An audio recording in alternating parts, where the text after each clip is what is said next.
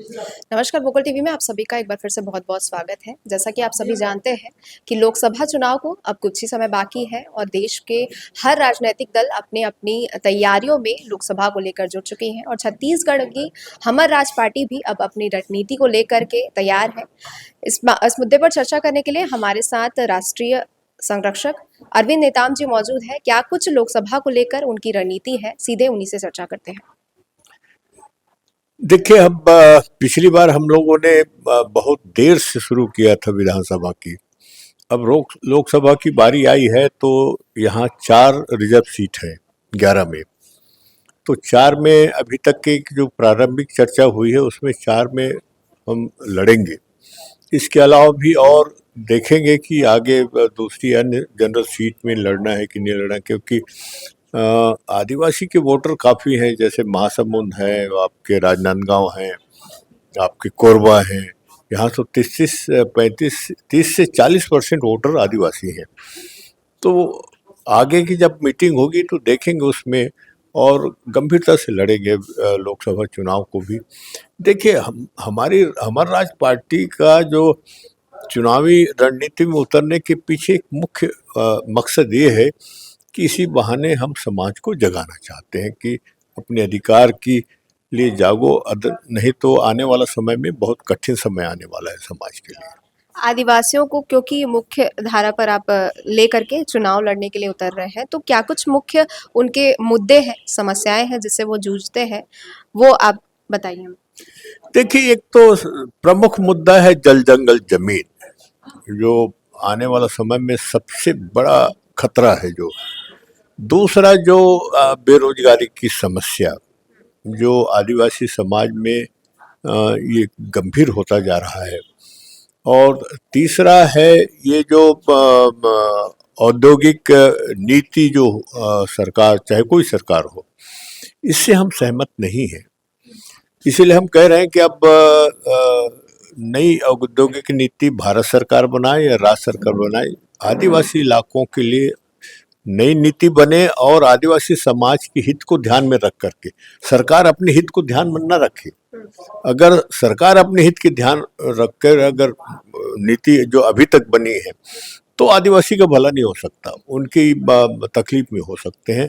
तो इसलिए हम कह रहे हैं कि समाज की हित को ध्यान में रख के आप नीति बनाइए, तब कहीं उसमें थोड़ा बहुत समाज को भी राहत मिलेगी और सरकार को भी सुनना नहीं पड़ेगा। जो आलोचना होती है या हो रही है देश में, वो नहीं होगा। ये हमारा सोच है। अब बात कर रहे हैं नीति की, अब हम राजनीति की बात करते हैं।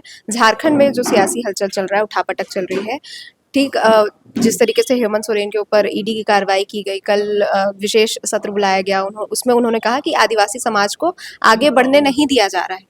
इस पर आप क्या कहेंगे? देखिए देखिए कुछ हद तक तो ज्यादती आदिवासियों के साथ होती है, इसमें कोई दो राय नहीं है।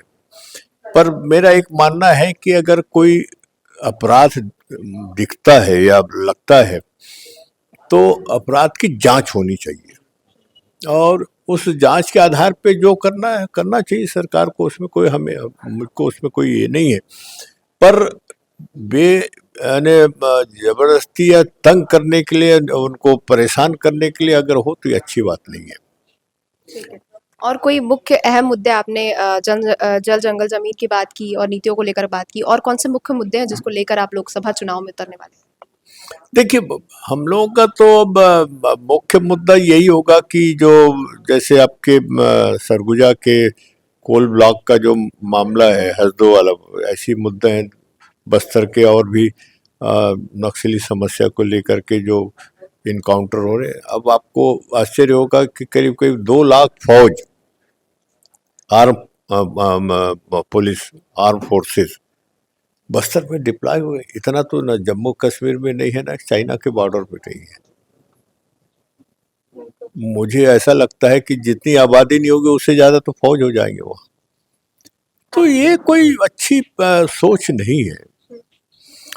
सोच को बदलना चाहिए। हम तो इसलिए कहते हैं भाई कि सबसे बात किए हो इस मसले को लेकर के आदिवासी समाज के को छोड़ करके। क्यों आज तक के आदिवासी समाज को बुला के बात क्यों नहीं करते? हम लोग भी, आप भाई, हम फेस करते हैं, समाज फेस कर रहा है, तो वो अपना अनुभव भी शेयर साझा करेंगे सरकारों से, उसमें क्या दिक्कत है। हो सकता है कि कोई अच्छी बात कही जाए, पर बड़ा दुर्भाग्य है इस देश में कि जो भुक्तभोगी है उससे बात नहीं करोगे, बाकी सबसे बात करोगे।